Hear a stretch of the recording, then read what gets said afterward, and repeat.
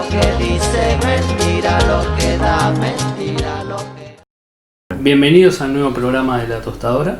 Hoy vamos a hablar de los desafíos educativos de la actualidad.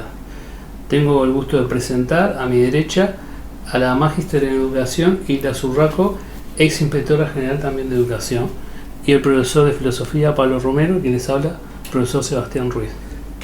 Bueno, con la cuarentena que se vivió en todo el mundo y el pase a la virtualidad de la tarea docente, han salido a la luz un montón de problemas, no solo de conectividad, sino también de que los gurises no comprendían las tareas, y ha habido muchos problemas para lograr una buena conexión, y no hablo de que el acceso a internet, sino una conexión docente-estudiante. ¿Qué nos puedes decir al respecto, Pablo?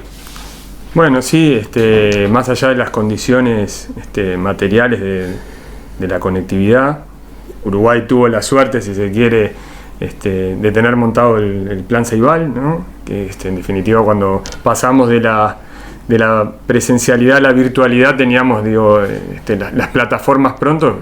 Rápidamente los profesores migraron a trabajar ahí con los alumnos, y lo que fuimos detectando que, bueno, habían problemas que tenían que ver algunos con cuestiones de comprensión de consignas, o sea, con aspectos de cierto déficit cultural, y también con la formación de los profesores, que a veces la metodología de pensar una didáctica presencial no se traslada simplemente a la virtualidad con el mismo impacto, ¿no? O sea, hay una cuestión que tiene que ver con la formación de la cultura digital, y ahí quizás estuvieron los dos principales problemas. Y por supuesto, con el correr de las semanas y de los primeros 2 meses, fuimos perdiendo muchos estudiantes en cuanto a números de alumnos que se conectaban, ¿no? Entonces hubo un desfasaje también importante, sobre todo porque los estudiantes que más rápidamente se desconectaron pertenecen a los quintiles socioeconómicos culturales más bajos, lo cual acentuó las brechas que ya teníamos instaladas en torno a la desigualdad educativa. Entonces la continuidad pedagógica desde ese lugar se vio desafiada, ¿no? Está siendo desafiada aún en este regreso a la presencialidad. ¿Cómo ves vos, Hilda, el tema de la comprensión lectora en las nuevas generaciones? No hay que olvidar la incidencia de las nuevas tecnologías. La cantidad del tiempo de lectura se ha reducido drásticamente en las últimas décadas. En una época, no había, para los más jóvenes que estén viendo este programa, un ejemplo: la televisión empezaba a las 5 de la tarde en una época, después de las 11 ya no había ningún programa, solo estaba la radio, no había internet, no había videos. Es decir, la gente se distraía, inclusive había un tipo de lectura que era de distracción, que no aportaba mucho, pero todo eso se ha ido perdiendo. Creo que es más largo el proceso de lo que nosotros lo vemos actualmente. En este momento me viene a la mente una investigación que había hecho Germán Rama, y Germán estuvo por la década de los 90. Y había medido cuántos libros existían en las casas de los hogares montevideanos en general, y un gran porcentaje de hogares, no recuerdo exactamente cuánto, pero en el entorno del 80-90%, no tenía más de 5 libros en la casa. Es decir, la desaparición del libro es una desaparición temprana, ¿no? en Uruguay, y que no ha sido suficientemente promovida.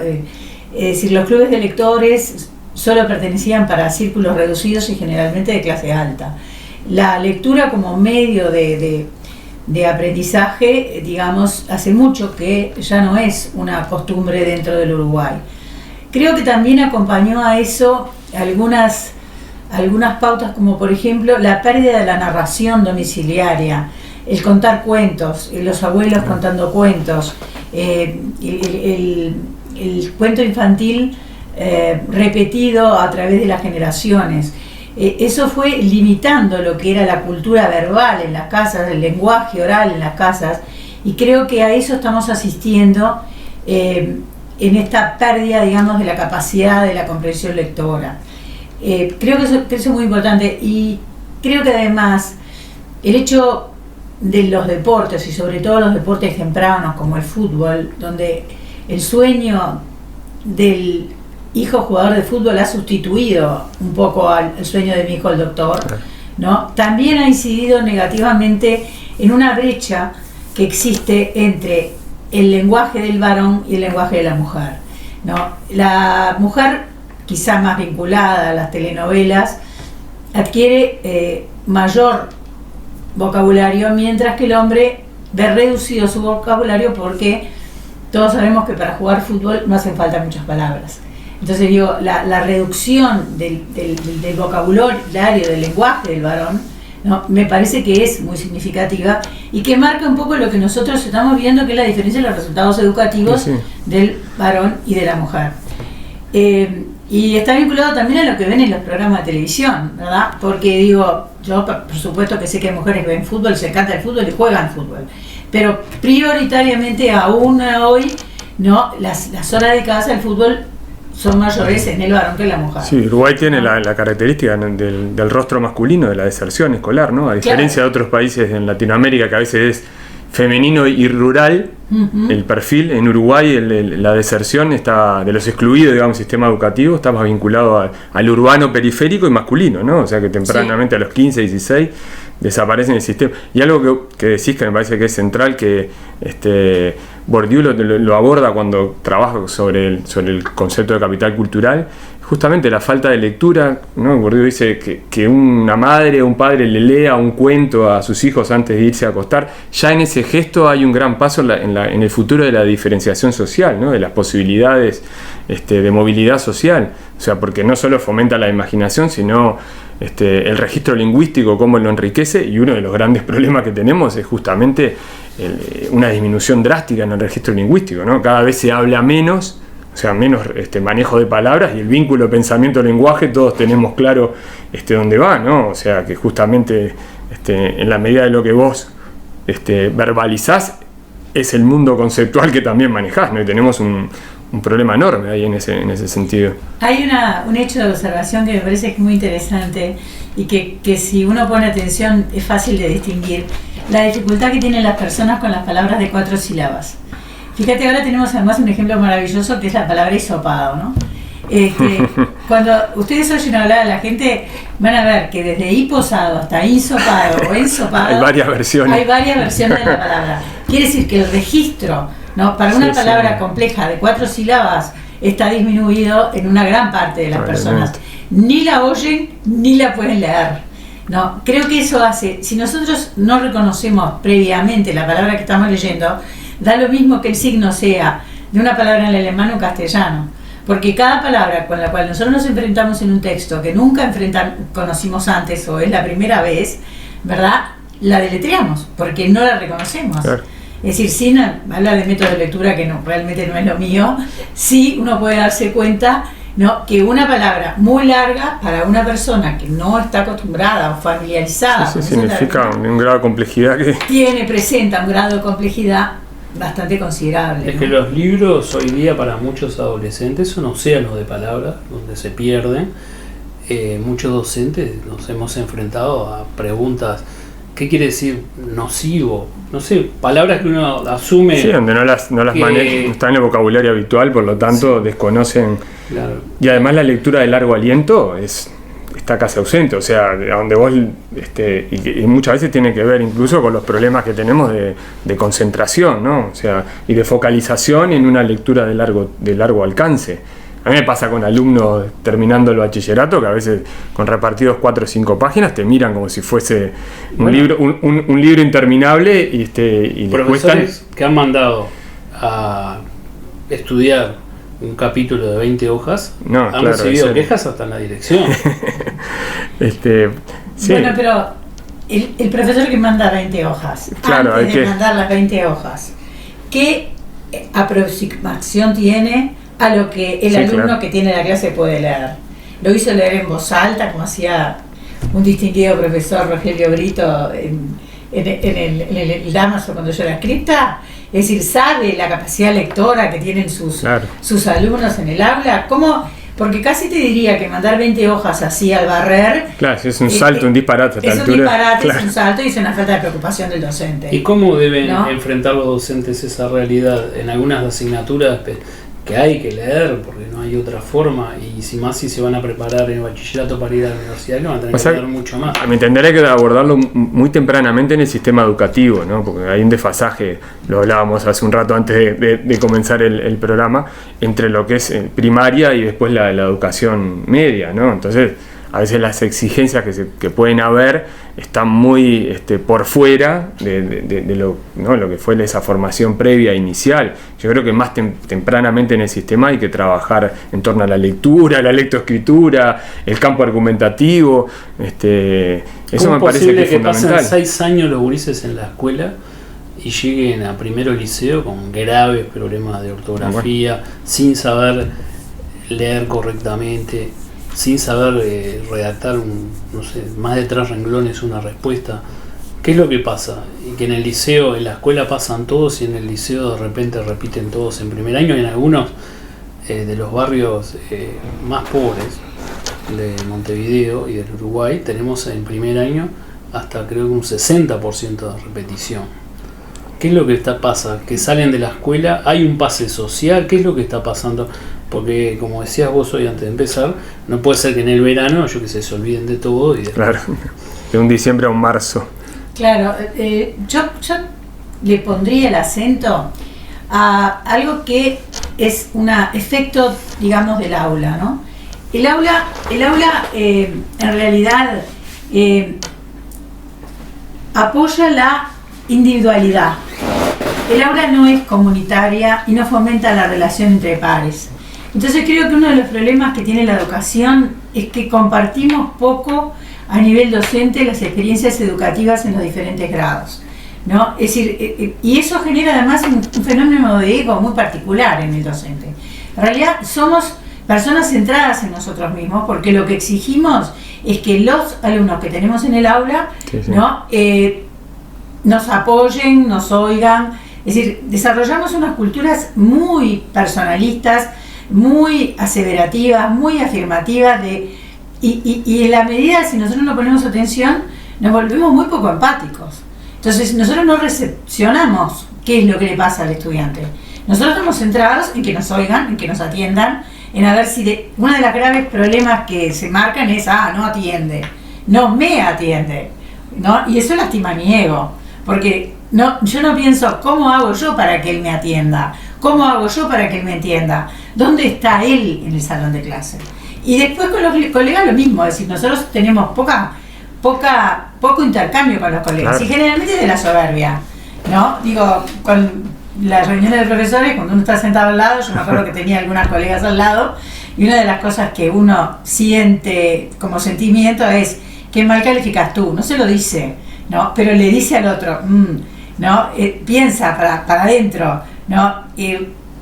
¿Cómo no puedes hacer rendir a este alumno? Porque yo a este alumno lo tengo con bueno y vos lo tenés con regular, ¿no? Y ese cruce de pensamientos que generalmente no se expresa, está presente en el aprendizaje e incide en el aprendizaje. Pero Hilda, una pregunta, ¿qué tiene que ver todo esto con la pérdida del silencio en el aula? Yo hace años asistí a una jornada internacional de Edmundo, en donde se veían intervenciones de escuelas de todo el mundo, desde gente en África dando clases bajo un árbol, en Estados Unidos, en Japón, y yo lo que veía en todas esas aulas era un silencio entre pares, el profesor pudiendo hablar, explicar correctamente. En Uruguay hace años se perdió el silencio en las aulas, es decir, en algunos, especialmente en ciclo básico, los docentes están hasta 10-15 minutos para hacer que se callen, ¿no? ¿No tendrá algo que ver esa pérdida de silencio para que el profesor, como está armado todo el sistema educativo, pueda, digamos, enseñar correctamente? Y yo te diría que el silencio se logra interesándolos. Cuando vos tomás un tema que a ellos les interesa, te puedo asegurar que se callan todos. Es decir, el problema es que nosotros atribuimos esa falta de silencio a ellos y no cuestionamos nosotros qué es lo que estamos haciendo mal para que no se callen nunca. Yo no creo que sea un tema de los estudiantes, creo que es un tema de los docentes. Comparto contigo en parte, pero también hay una realidad. Vos podés ser el mejor profesor de historia, de matemática y filosofía, pero no vas a competir con el muchachito, la muchachita que te pone el like en la foto y que está en tu celular y que estás recibiendo notificaciones, que estás pendiente de eso. En algunos países Se ha prohibido estrictamente el uso del celular dentro del horario de clase y en muchos liceos privados me consta que está totalmente prohibido. ¿Vos estás de acuerdo con eso? ¿O cómo puede el profesor competir Muy sencillo, en ese momento? con una caja, ¿no? Con los nombres atrás, que dejan el celular en la clase y lo reciben cuando termina la clase. Pero eso se hace en los privados, en los públicos. Es difícil Yo no creo que en los públicos esté autorizado el uso del celular en la clase. No está prohibido, o sea que... No, disculpame, será nuevo. Cuando yo trabajaba en secundaria estaba prohibido. No está prohibido y hay un vacío legal. En primaria está prohibido. En secundaria no hay ningún reglamento sobre el tema. Pero no y es ha pasado de necesario. El adscriptos. docente tiene autoridad suficiente para decir en mi clase, dejan los celulares aquí. Ha pasado de profesores y adscriptos denunciados por retener el celular. Bueno, entonces, ¿qué hace la gente? Yo no quiero tener eso problema. no es un tema de los estudiantes, eso es un tema de las estructuras de poder. Pero vos estás de acuerdo que de alguna manera el celular es un distractor importante. Yo no creo que el alumno tenga que tener el celular en la clase, a menos que el docente decida hacer una actividad que implique la utilización del aparato. Claro, en la cual el celular pero sea un instrumento. Las tecnologías, por supuesto, bien empleadas son fabulosas y mal utilizadas son distractores. Popper decía algo sobre, concentrado en la televisión, decía, ¿no? que un educador, un maestro, le resultaba difícil competir, ¿no? Con ese mundo, por supuesto, por la distracción, porque es dinámico, porque es divertido, porque no, y a nosotros nos cuesta, eso lo vemos en el aula, y algo de lo que decía Hilda, yo creo que está también en la base de los problemas, que es de la parte docente, ¿no? Me refiero que es nuestra falta de formación permanente o profesionalización educativa. No somos comunidades discutiendo y reflexionando sobre estos problemas. Yo creo que ahí está parte del asunto, pero por supuesto que también es otro alumnado que es difícil de lidiar. Yo coincido ahí que no es tan fácil, y a veces los profesores sienten una frustración rápida en el aula respecto de trabajar sobre contenidos con una formación que no se adapta a veces a los nuevos modos cognitivos que también los chiquilines tienen de aprender, y ahí tenemos parte de los desafíos, ¿no? educativos de la actualidad, cómo acompasar nuestra formación más clásica o tradicional con el nuevo alumnado del siglo XX muy vinculado a las nuevas tecnologías, que, insisto, si a vos te agarran con una buena base cultural, está bárbaro. También a veces cuando no las tenés, las nuevas tecnologías, en vez de colaborar, te pueden jugar en contra, ¿no? Porque además llevan, por ejemplo, con esto al recorte del lenguaje. Los chiquilines cada vez escriben menos porque la misma dinámica digital implica que vos tengas que escribir poco, recortar. O sea, sí, pero hay algo ahí muy interesante lo que decís. Sin embargo, las nuevas tecnologías necesitan que tú no te equivoques al digitar. Porque sí puede ser en el WhatsApp, pero no cuando estás buscando información. Porque una letra que pongas mal. Claro, sí, ahí hay una corrección. Pero en esto de las tecnologías, hay algo que quiero preguntarte, Sebastián. ¿Por qué no tienen las Magallanes en el aula? Cuando cada chico tiene una computadora, ¿por qué el docente no está utilizando la tecnología apropiada del aula y sigue manteniendo el discurso autoritario, ¿no? hacia los alumnos que deben prestarle atención? El tema de las Magallanes es que los gurises o las rompían, sí, o no las llevaban. Eso es mucho más preocupante que si hacen silencio o no hacen silencio. Yo he visto, pero una vez... puedo dar fe que es así, que no la tienen en buen estado o la han perdido. Habían jueguitos, habían jueguitos que implicaba apretar unas teclas bastante porque no tenían comando, y se rompieron en un año, no me acuerdo qué juego era, se rompieron un montón de computadoras. Después también la usaban en la casa, los hermanos, esto, y también pienso yo, porque se dio gratis. Yo me acuerdo siempre una conversación que tuve en España con un niño peruano, que era el hijo de una amiga, y que estaba en una biblioteca. Me dice, ¿qué biblioteca más grande? Vos sabés que en Perú, sacando Lima, no hay biblioteca, me decía él. Y yo me imagino a ese niño que le hubieran regalado una computadora, la hubiera cuidado. El tema del gratis total, que es otro tema, hace que la gente no cuide las cosas. Inclusive se rompían las pantallas, que en un momento eran gratis, después cobraban 200 pesos. La gente decía, ¿yo por qué voy a pagar 200 pesos? Me tienen que dar una nueva. Yo creo que hubiera sido mejor cobrarla a un precio ridículo, no sé, 1.500 pesos. Y ahí se hubiera cuidado más. Pero eso fue lo que pasó. En ese sentido, el plan Ceibal, en cuanto al acceso, que es fundamental, es la parte de la brecha digital, yo creo que estuvo muy bien. porque evidentemente favoreció que chiquilines que quizás no hubieran tenido acceso a la tecnología la tienen. Tenemos un gran desafío todavía por delante, que es la pata pedagógica, ¿no?, del plan Ceibal, tanto la formación docente como la utilización de los estudiantes en el aula. O sea, la brecha, no sé, la brecha entre una cosa es acceder y otra cosa es, ¿no?, la utilización que después, como vos bien decís, se dé finalmente en el aula, y ahí tenemos un problema evidente. Y de ese lugar tenemos un déficit también, que creo que involucra a todos los actores, sean familias, estudiantes, ¿no?, la utilización que se le da también por parte de los docentes, que han recibido, debo decir, poca formación, porque estoy hace 20 años dando clase no solo de filosofía, sino de informática, y de repente capaz que tenías un curso de 1 o 2 horas al comienzo de algún año lectivo y no mucho más. Entonces ahí, con la cultura que lo vimos ahora con el paso a la virtualidad, o sea, tenemos un problema con la formación docente profesional en el manejo de una cultura digital adecuada. Por barreras internas en la comprensión del docente, o en la negativa, sí, o en sí, muchas veces, exacto.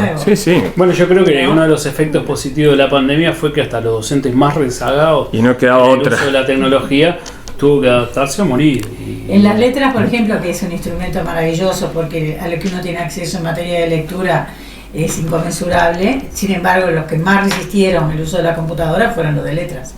No, se da esa paradoja, ¿no? Sí, se da, sí. Sí, porque digo, y sin embargo, poder acceder. Yo tenía una amiga que daba literatura y usaba un recurso maravilloso.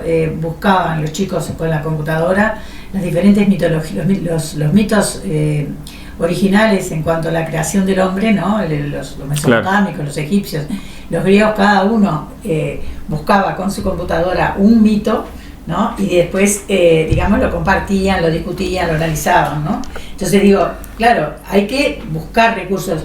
Pero fíjate vos que esa misma protesta que tú dices, en el sentido de que el docente no estaba preparado, ¿a quién le dieron clase para usar el celular? Y los docentes no usan el celular porque están inhibidos, porque es una tecnología que desconocen. Entonces, son barreras psicológicas, ¿no? Que no necesariamente la psicología es necesaria, hay que tenerla en cuenta y es propia de las personas. Pero digo, quizás sea más la barrera psicológica, ¿no?, que la barrera la real. Perspectiva de que va a haber una sustitución claro, del docente. O sea, las tecnologías lo van a sustituir de algún modo. En verdad, la mediación intelectual ¿no?, del educador sigue siendo clave, más en un mundo, ¿no?, a esta altura casi intoxicado de información. Digo, como nunca en la historia de la humanidad tenemos acceso a la información. El tema es la búsqueda la búsqueda ahí del sentido, cómo buscan los alumnos, ¿no?, cómo se relacionan con ese mundo de la información. El rol del educador, del docente, es clave, es fundamental. De hecho, John Hattie es el australiano que hizo una metaanálisis de la mayoría de investigaciones educativas, que miró muchísimas. Lo que más significativo es la relación docente-alumno. El docente que cree en lo que hace, que sabe lo que hace, que está preparado y que es empático, ¿no? Y un alumno que no se ve avasallado por el docente, ¿no?, sino que se ve reconocido y puede generar ese vínculo, ¿no? Descartando, que es una de las cosas que preocupa en este momento, porque dentro del diálogo sobre la educación no se habla de la relación docente-alumno. Seguimos hablando del número de alumnos por clase, mediaciones tecnológicas, y no hablamos de la importancia que tiene la relación docente-alumno. Está perdida en el discurso. Yo capaz que es un problema mío que no lo no, pero cierto, se ha focalizado mucho en aspectos cuantitativos, claro, o sea, organizativos, cuantitativos, planificadores, currículo, pero el vínculo. Sí, tenemos para ir redondeando, te quería hacer una pregunta. Hoy hablabas al principio del programa de los clubes de lectores que estaban restringidos a ciertos círculos sociales. Hoy día en Uruguay tenemos la biblioteca Ceibal accesible no solo para estudiantes, para cualquier ciudadano. Luego uno puede descargarse en PDF miles de libros que cuestan 600 pesos, 1500 pesos, se los puede descargar.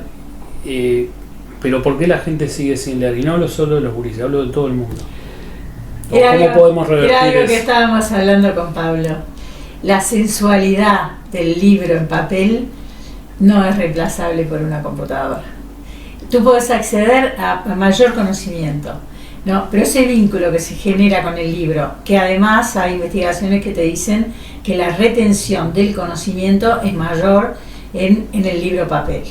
Entonces hay que cuestionarse si esa falta de vínculo que el chico no lee no tiene que ver con un tema afectivo emocional de lo que representaba el libro, ¿no? ¿Cuántas veces, yo que pertenezco a una generación anterior, capaz que ustedes también, se llevaban el libro y lo escondían bajo la cama, bajo la sábana, después que los papás habían decretado que era hora de apagar la luz? No, ahora hacen lo mismo con el celular. Bueno, pero nosotros lo hacíamos con los libros. Exacto. No, igual yo creo que hay una pérdida de la cultura de la lectura, ¿no? Sí. Que es un problema, o sea, volviendo a lo que hablamos hace unos minutos del déficit de capital cultural, incide evidentemente. Podemos tener disponible el acceso, pero si no tenemos quizás ese entusiasmo y ese hábito por la lectura, bueno, tenemos que ver cómo logramos seducir para acercar nuevamente a la lectura desde el lugar, sea por una tablet, un celular o el libro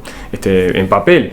Pero eso se ha ido perdiendo. La cultura mismo de los periódicos, en papel, el diario en papel, sigue perteneciendo hoy en día a una generación que por lo menos de los 50 años hacia arriba todavía pueden llegar a mantener una cierta tradición de lectura de periódicos de papel. Pero imaginamos los nuevos chiquilines, por ejemplo, no, las nuevas generaciones difícilmente, por ejemplo, accedan a portales de noticias, a periódicos para discutir problemas de agenda de actualidad. Están los chiquilines no adolescentes ya del ciclo básico, generación 20 y pico de años, están también por fuera de ese espacio de discusión de los problemas de la agenda pública y la información que circula. Tenemos ahí también un problema, ¿no? Sí, no es negar la importancia que tiene la accesibilidad del libro. Sí, es cómo se desarrolla el apego. Me parece a mí que el problema está por ahí. Habría que trabajar los clubes de lectura en los liceos, por ejemplo. Porque las bibliotecas están, para mí, pero están vacías. Para mí es un tema, el hombre y la mujer, ¿no? Tienen que tener gratificación. Tiene que haber un ida y vuelta. Es decir, vos por decirle leer, el chico no va a leer. Tiene que sentir la gratificación que le produce esa actividad. Y eso me parece que es lo que tenemos que trabajar. Desde muy temprano. Yo creo que el problema debemos atender rápidamente en primaria, entender para que esto no sea una cosa que pensemos cómo hacer magia después estando ya en un tramo de secundaria hacia adelante. Ahí ya tenemos unos problemas que son difíciles desde los preescolares, está bien las actividades motrices, todo lo que se desarrolla en un preescolar, pero me parece que es fundamental la lectura de cuentos, la narración. Yo creo que ahí está la base del asunto, ¿no? Y también en la familia, en los hogares, que ya se ven escenas de todo el mundo conectado, sin hablarse, cenando con la computadora, con eso. No, es fundamental trabajar en torno con las familias, en los territorios, ¿no? Es clave también que las políticas educativas que se piensen aborden la cuestión en un sentido más amplio, no solo en el espacio áulico cuando recibimos a los chiquilines que pueden estar 4 o 5 horas ahí, el resto de su vida lo llevan por fuera de la institución. Es fundamental trabajar en esos espacios, ¿no? Coordinando. Yo pienso que sí, que es fundamental que se asuma como algo de la familia, ¿no? Toda la familia asuma la importancia que tiene el vínculo con la cultura, con la lectura, con la narración, con el lenguaje, ¿no? El lenguaje familiar. Bueno, muchas gracias Hilda por acompañarnos, gracias Pablo. Los esperamos para nuevos programas sobre desafíos educativos. Vamos a continuar con este tema durante el año. Si les gustó el programa, denle like, suscríbanse para recibir notificaciones. Muchas gracias. Gracias. Gracias.